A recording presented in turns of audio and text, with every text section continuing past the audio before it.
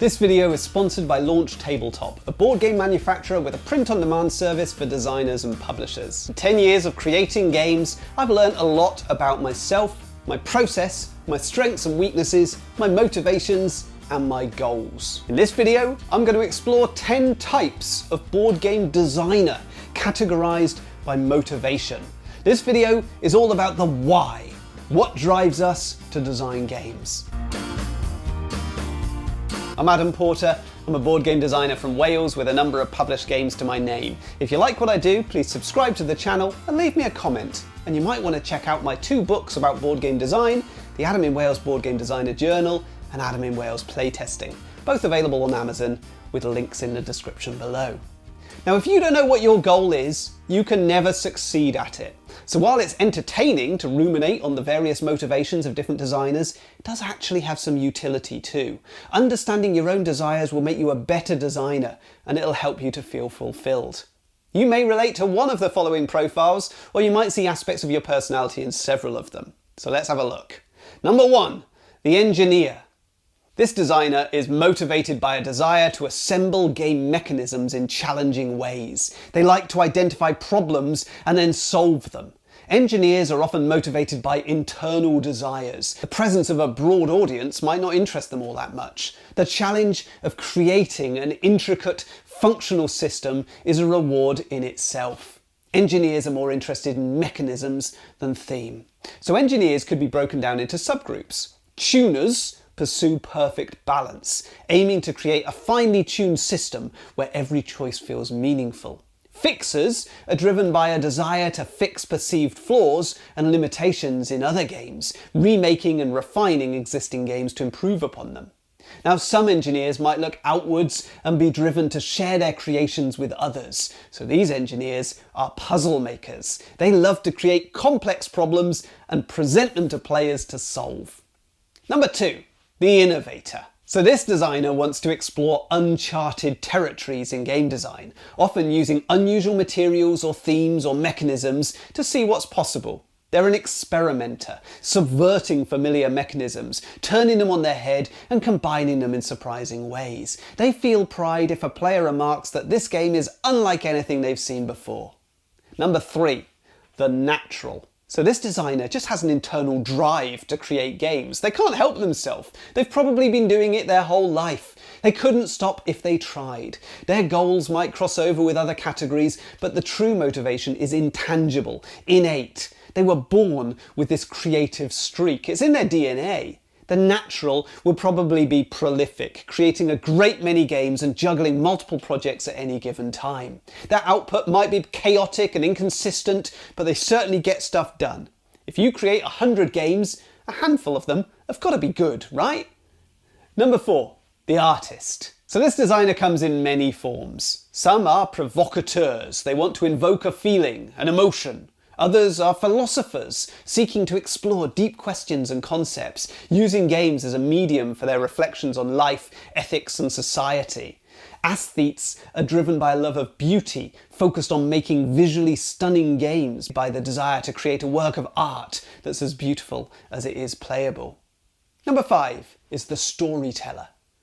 So this designer seeks to create an immersive narrative. Storytellers come in 2 forms. The fantasist, who designs worlds or experiences that let players briefly escape reality.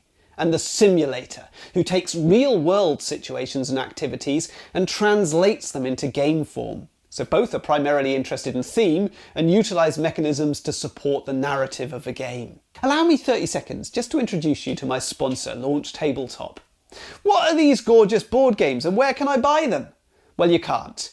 At least not yet, because these are prototypes. Yep, you heard that right. They're just prototypes, proofs of concept for pitching to publishers. Gone are the days when prototypes had to resemble middle school craft projects. Using Launch Tabletop's print-on-demand service Launch Lab, you can create professional-looking games in tiny quantities at an affordable price and delivered across the globe. If you really want to make your design shine, visit launchtabletop.com and get started. And don't forget to use the discount code ADAMINWales for a 20% discount. Was that 30 seconds? Felt like about 30 seconds. It's close enough. So number 6, the educator. So this designer aims to teach specific skills, knowledge, or perspectives through gameplay. They might be a historian, seeking to accurately represent historical events or periods. A therapist, using their games as a tool to help others work through emotions, to encourage mindfulness and well-being.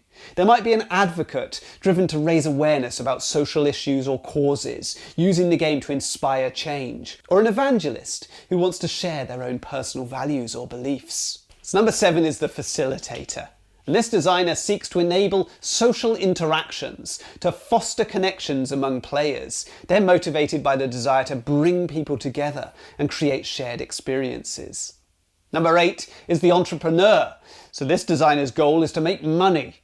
In order to do this, they need their games to sell. The entrepreneur follows industry trends, learns from past successes, anticipates future trends, and positions their products in the market. They carefully consider their business partners on the basis of who will give them the greatest financial return. Number 9 is the achiever.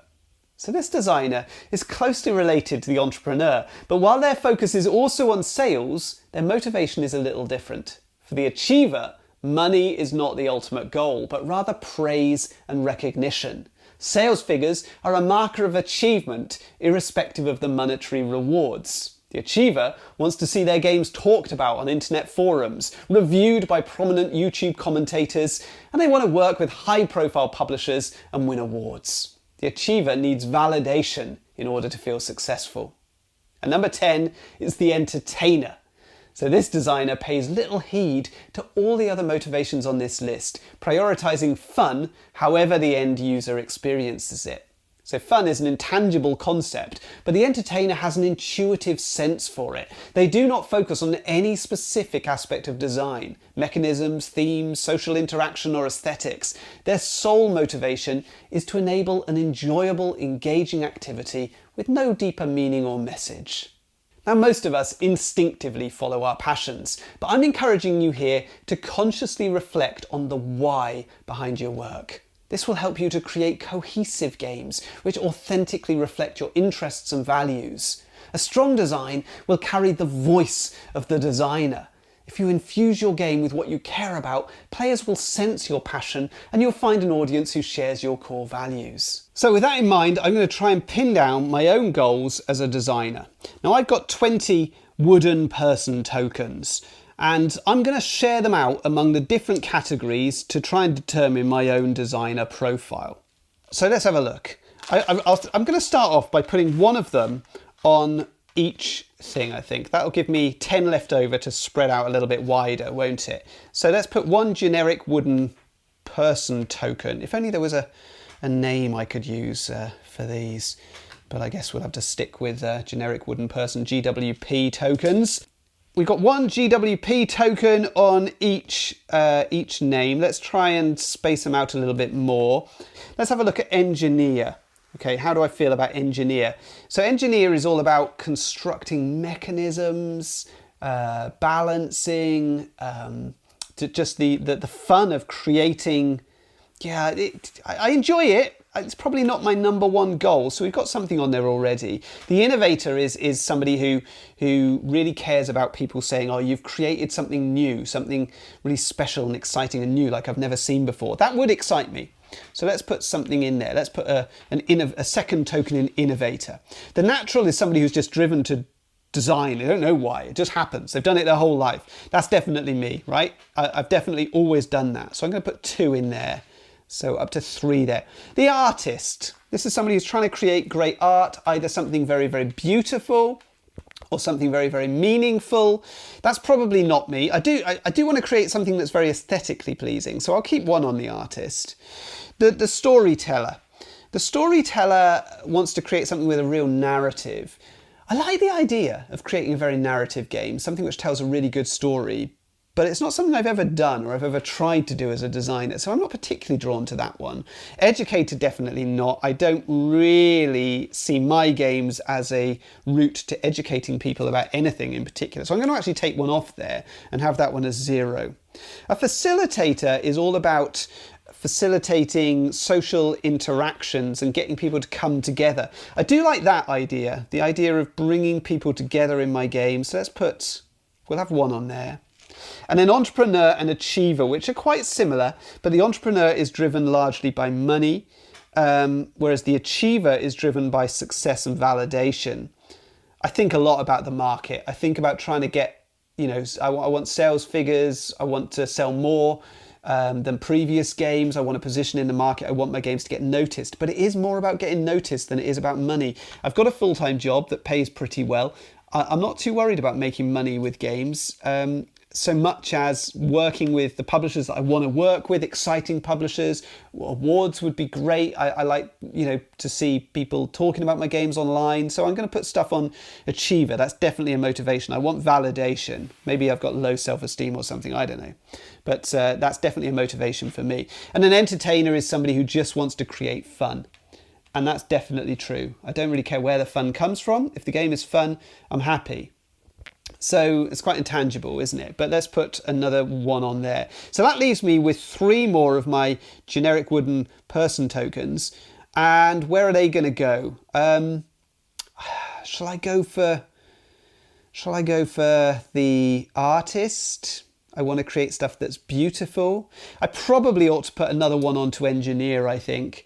That's fiddling about with mechanisms. I mean, I spend all that time making those videos, don't I, about different mechanisms used in different games, exploring what's been done before. So I do have a real interest in that. And then let's put another one onto, I think, achiever. I think it's that validation that I'm looking for all the time. Work with better and better publishers I respect, publishers I love. I mean, you see in my videos how much I love specific publishers, right? How attracted I am to certain publishers. So achiever is a big deal for me. And then the final one I'm going to put on artist, because I want to create beautiful games. So what does that create for me? What's my designer profile? Well, if we've got 20 tokens, if we turn that into a percentage, then we've got to multiply by 5, haven't we? So I guess that makes me 10% engineer. It makes me 10% innovator. It makes me 15% natural, 10% artist, 5% storyteller, 0% educator. I'm 10% facilitator. I'm 5% entrepreneur. And that's, what's that, 20% achiever. And 15% entertainer. There we go. So there is my designer profile. Now, I briefly mentioned my board game designer journal at the start of this video, so if you want to explore your own motivations as a designer, this book will help you do it. Knowing your why will help you to navigate your way through difficult design problems. If you go into a design with some core principles in mind, you can revisit these whenever you face a dilemma and make choices which align with your original purpose. This will help you to avoid becoming sidetracked by unhelpful distractions or following well-meant playtester feedback which isn't in line with your vision. Game design is often a team exercise requiring input from artists, writers, marketers, and other designers. If you know what drives you, you'll be able to communicate your vision more clearly and align team members around that core purpose. Knowing your strengths and primary motivations helps in choosing collaborators who complement rather than replicate your skills. If you're a deeply narrative-driven designer, for example, partnering with a designer who has a knack for clever mechanisms could create a more balanced team. Understanding your motivations will not only help you to make better games, it'll also help to make you feel more fulfilled. It'll help you to set goals which are realistic and which mean something to you. It's all too easy to compare yourself to other designers who appear to be achieving greater success than you are. But success by what metric? They're probably on a very different path to you.